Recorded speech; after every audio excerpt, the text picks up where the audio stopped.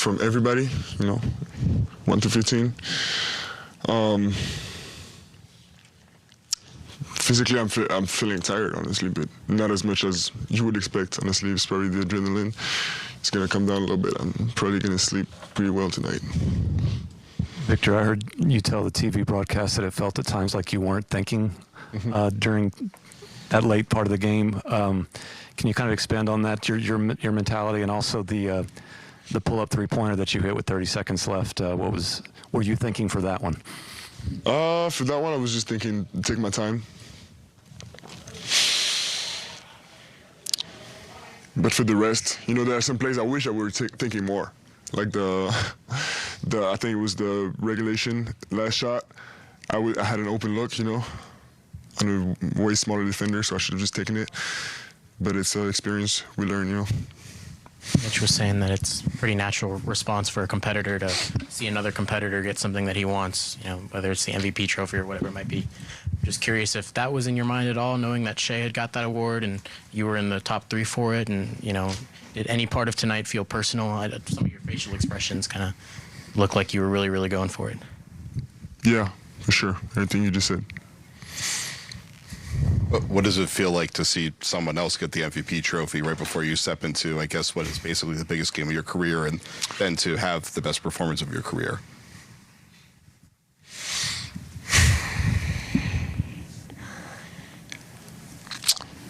Feels like I still got a lot to learn. And I want to get that trophy, many times in my career. We talked a lot about winning an MVP and what goes behind it, whether it's political, things of that nature. Do you feel like, especially after this game, that you're the best player in basketball? Do I feel like it right now? I feel tired. But it's not a question I'm wondering right now. We'll see, The world is 8 billion people, so it's 8 billion opinions. Victor, tonight almost felt a little bit symbolic, the MVP ceremony for SGA before the game, and then you have a big response tonight with your performance. If your performance tonight had a message behind it, what would that message be? The message would be that we as a team are ready to go in any environment, in any place, against anybody. And even though we still got a lot to learn, our effort should be over anybody else's. And tonight we were relentless. Victor, a lot of guys took turns on SGA. What did you think of the play of the guys, perimeter guys on him? No, they were great. They're great. It's a team thing. Everybody was very connected today. We need to keep being connected, and I don't know how probably not gonna practice tomorrow, but we're definitely gonna meet and talk about it and anticipate for next games. There's gonna be adjustments on both sides. Vic, you've said a couple of times now that you're tired, which makes a lot of sense. I imagine there's a mental toll during a game like that as well. Can you just explain what that game was like to be a part of, with the amount of hits you took and to continue to keep going? It's something, the relentlessness is built as well. First of all, the first thing is physical ability, getting stronger as the years go on. And the mental toughness, you have to have it all the time. And as you said, yes, it takes a toll, but we will rest in July. You talk about the relentlessness, the physicality you had to play with tonight. When you have such an emotional and physically taxing game like this one, how important is it for y'all to be able to close it out there in the second overtime? It's everything. It's everything, and I feel like it takes a lot of guts. It takes a lot of you need experience as well. But tonight, a game like tonight is the best way to get experience. We played 5 quarters, so we're learning, and by the time we get the experience, we'll compensate with our effort.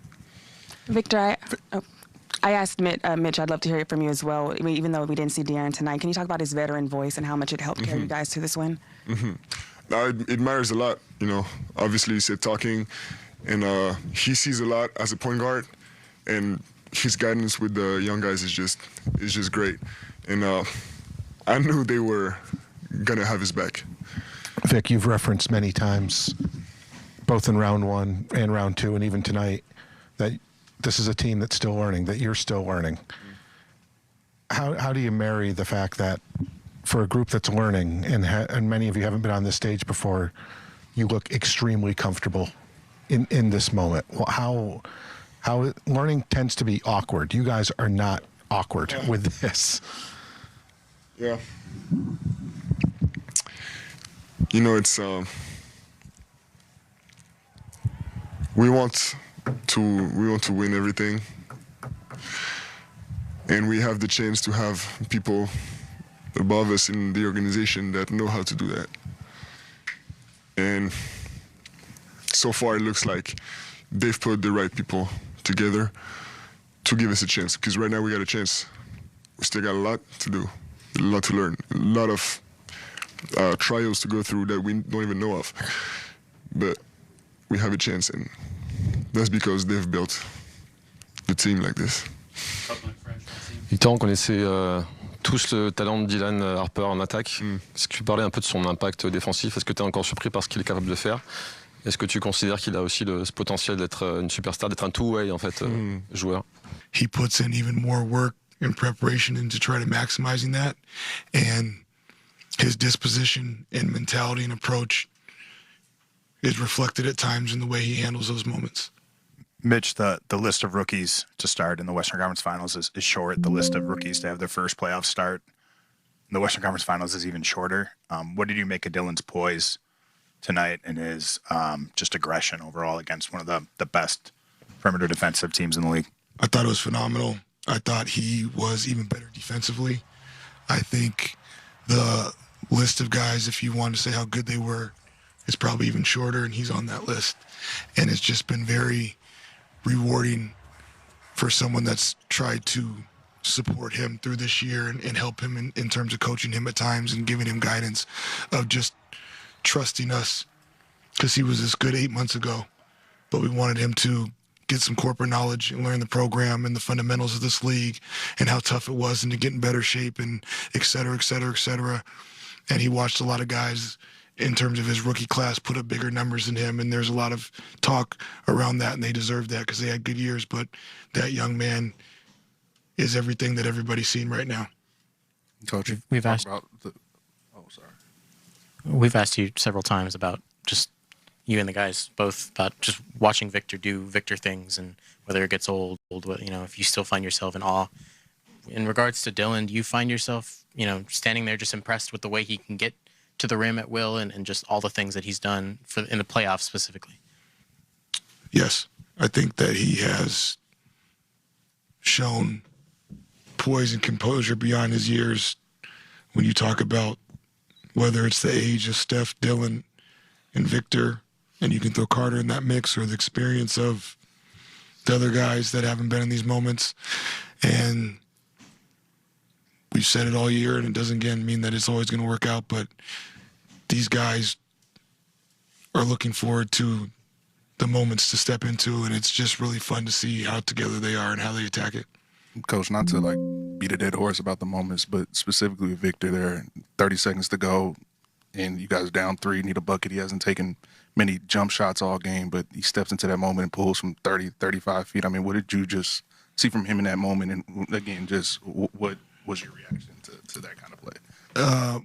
They weren't organized, and we've had a few of these recently where we've gone without a timeout, and we've missed some really good shots.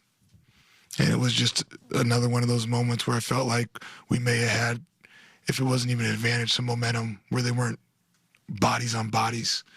And this league's about the players, and he's a really good one. He stepped up and answered the bell. Mitch, Vic had laid out his case for MVP in the final weeks of the season. We all know that. As if being in the conference finals isn't inspiring enough probably for him, do you think it was worth a little extra seeing the trophy that he wanted be handed to someone else tonight? Do you think that? 100%.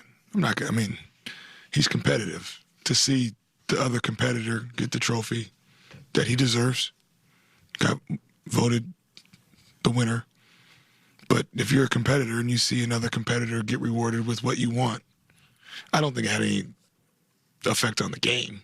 That didn't make him play harder than anyone else. But if that's motivation, we all get motivated by different things. And, yeah, I don't want to speak for him, but I would assume as a competitive person, that would be my approach or perspective in terms of answering that question. And there were a couple of times tonight, Steph would have a turnover, something would go sideways, and Vic would be the guy putting the hand on the top of the head. And I know he's done that at times, but to be 22 and have all the world's eyeballs on him and be a leader of guys at that age, is that maybe the underrated part of his game that we don't talk about enough, the fact that he's also picking guys up when they need it? I think it's been a big part of his growth this year. I think that was one of the things at the start of the season that he was convicted about, in terms of there's no perfect time to be a leader. There's no perfect time where you walk into some of these roles or spaces that he wants to as a player and as a person in this league. And I think he has grown tremendously in that throughout the season and finding his voice and his moments in his own way. Before the game, you mentioned the importance of De'Aaron Fox. Can you talk about, in a game like tonight, just his veteran voice alone and how it helps carry you guys to this win? Yeah, he was great on the bench. He was continually giving guys direction and talking to the players that were in the game. And again, when you have someone who's used to playing with these guys and in the fight, to have that perspective is really helpful. I feel like it was a great effort.